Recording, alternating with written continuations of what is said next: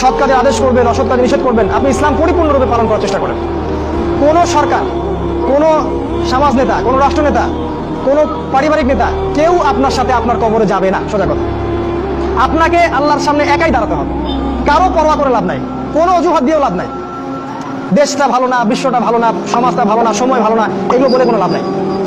আপনাকে আমাকে আমার রবের সামনে দাঁড়াতে হবে। আমার ভালো আমাকে বুঝতে হবে।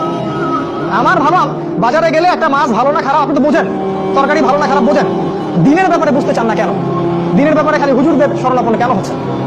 পড়াশোনা করেন, আমল করেন, আমল বাড়িয়ে দেন। দিন সময় নষ্ট করবেন না। যুবকদেরকে স্পেশালি বলবো, সময় নষ্ট করবেন না। শয়তান তিনটা ধোঁকা দিবে যে পরে শিখে নিব, পরে করবো নি। শয়তান আসে বুঝাবে যে এখন কি আর বয়স হয়েছে, আগে পরে দেখা যাবে। শয়তান বুঝাবে আমি এগুলো জানি তো, আর জানার দরকার নাই। কিন্তু শয়তান বুঝাবে আপনাকে। এই শয়তানের ধোঁকায় পড়বেন না। সময়কে মূল্যায়ন করেন, আমল করা শুরু করেন। আল্লাহর ওয়াস্তে তওবা করে আল্লাহ